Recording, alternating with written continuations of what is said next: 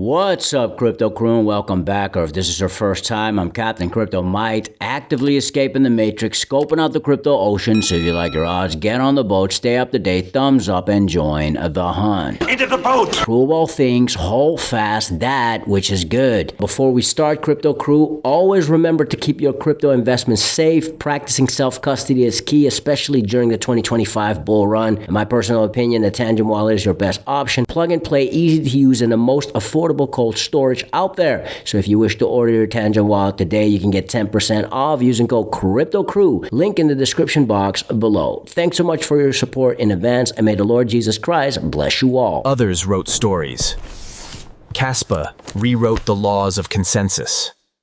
Think Kaspa. Crypto Crew, at the making of this recording, there's a lot being developed on the Kaspa network, one of which is Kaspa Finance, and this is part 2 of the interview Kaspa Finance founders James and Mirza did on the XXIM Podcast together with Ankit. Shout out to all of them. The first perspective change for our users should be, one, that V3 allows you to have a universal routing. Right. So what is universal routing? The major difference is that it gives you a leverage that you don't have to see how you trade. If you're using V2, you'll get a code of 1:10. But if you will be using V3, there might be a possibility you'll get a code of 1:15 or maybe 1:12, because this will automatically reroute your trade from one pair to another, or from one pair fee tier to another fee tier. Mirza, can I ask a question? What do you mean by ratio? What does it mean actually for a user? What does it mean here? If I'm buying a USD with the euro, 1 euro is equal to 1.2 or 1.1 euro USD. So that's the difference of buying and selling rate between the currencies and the Forex exchange. So let's say if I want to buy cash with the USDT, I want to buy $100 worth of cash. If I'm going to the V3, there might be a possibility that with the lower fee tier and with the higher fee tier, the price of each liquidity provider is different. You are just telling that universal router that I want to buy for $100 worth of cash. It will automatically fetch the best price, so where you'll get the maximum cash output. So that's the most important benefit of the V3 that allows you a universal routing. Cheaper and faster as well. I guess a new version isn't released if it's going to be inferior. But, in saying that, what are there's pros and cons, right, to V2 and V3. Definitely. To V3. Yeah. In essence, LP, where you've got concentrated sort of liquidity ranges where you can actually maximize your earnings. For sure. It may potentially take a little bit more money management skills, but that's why we're also introducing our AI solution out, because that will actually help you choose the optimal range for that market. But I mean, from the get-go, that's where that educational piece comes in. James, I would love you to explain this concentrated liquidity part, because I think that's the biggest reason and the difference between V2 and V3. There's fundamental, structural, and technical differences that our community needs to understand. V2 basic gives you a liquidity entire range.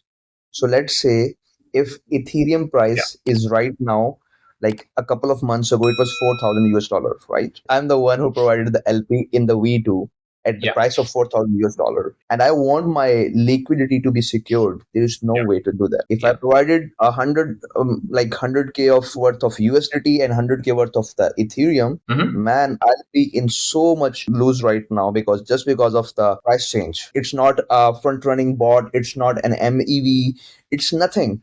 It's just price change that has impacted my portfolio tons. So that's the con of the V2. What you're saying is when you're on V2, you're providing liquidity from $0 all the way to 4,000 in that example, right? So that's the whole liquidity curve. Yeah, the whole curve. Even above $4,000 as well. Whatever the range is, right? You said the range.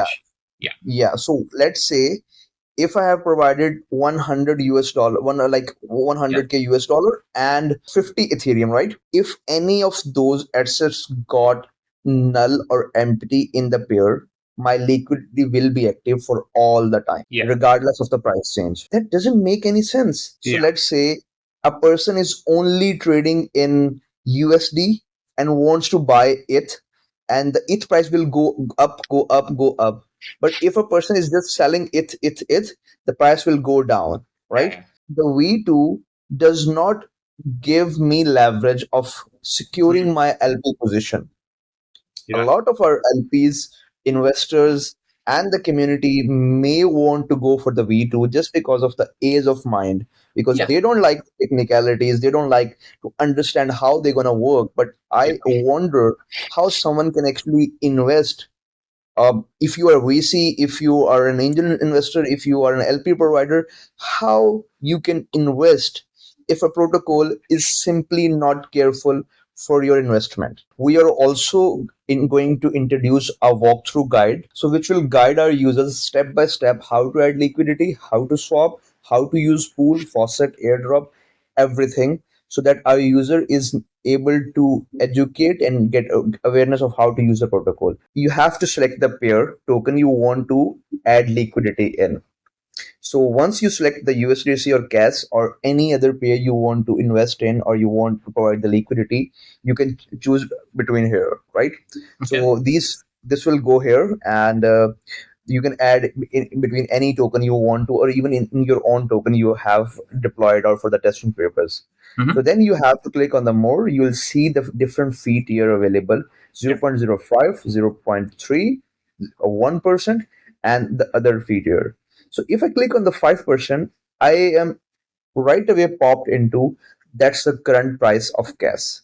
So if I switch it, so I'm able to see that the current price of right now, the where is the active liquidity in. For that's what I mentioned in the like the thing that I was mentioning in the past was this one. So the current price is 0.07 USDC per CAS. So if I have to buy one CAS, I have to pay 0.079 USDC. So that's the fee tier. That's the most stable pair. Like when you say fee tier, this is the fee that the LPs will earn, right? Yeah. So just wanted to clarify that this is. So LP can earn 5 basis point, 30 basis point, or 100 basis point, right? So 0.05, 30, or 1. Why would I ever choose to go for 5 basis point? Like, of course, I want to always earn 1%, right? Because when you are providing liquidity and you are saying that I might see the price of this pair will go up, or if there are so many LP providers that are providing liquidity in lesser fee tier. So let's say if there's a 5 million of worth of liquidity in 0.05 fee tier, and there's like only 1 million liquidity in 1%, so my router will automatically route the liquidity from 0.05%, because that's where the lowest fees is for our user. Right? This is the point where actually LP agrees to have lower fee tier, but the higher volume. I see. The volume of each pair are very high, and the fee tier gets lower, but still you earn the very good reward. I see. Even if I want to add the liquidity, I can into the different fee tier. So first step is selecting the pair.